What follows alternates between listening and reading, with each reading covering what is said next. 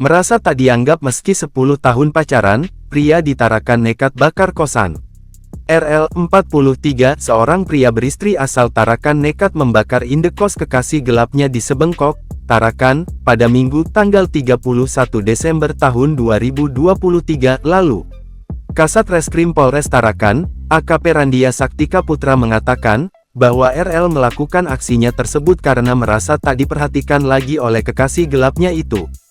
Dari pengakuan RL, ia sakit hati lantaran sudah 10 tahun berpacaran, namun belakangan, ia tak lagi dianggap baik oleh kekasihnya, maupun oleh keluarga kekasihnya, katanya.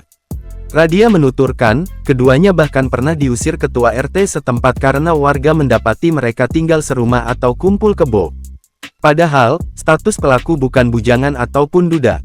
Pelaku memiliki istri dan anak yang saat ini tinggal di Sulawesi.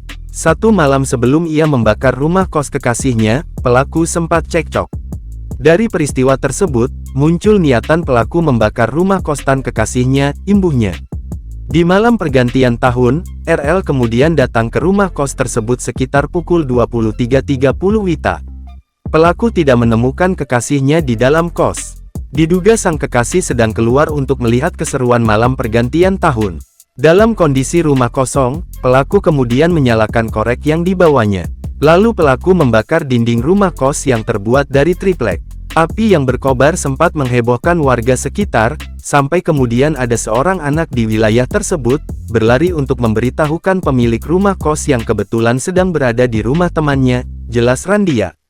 Mendapat laporan dari bocah tetangganya, pemilik kos mendapati rumahnya sudah habis dilalap api. Dia pun melaporkan peristiwa tersebut ke polisi. Petugas melakukan pengecekan ke lokasi dan menduga ada unsur kesengajaan dalam peristiwa kebakaran rumah kos yang menimbulkan kerugian sekitar 100 juta rupiah tersebut. Penyelidikan dilakukan, sampai akhirnya, polisi mengamankan pelaku di pinggir jalan daerah Selumit. Pelaku kita sangkakan pasal 187 ayat 1 dengan ancaman maksimal 12 tahun kurungan penjara, kata Radia.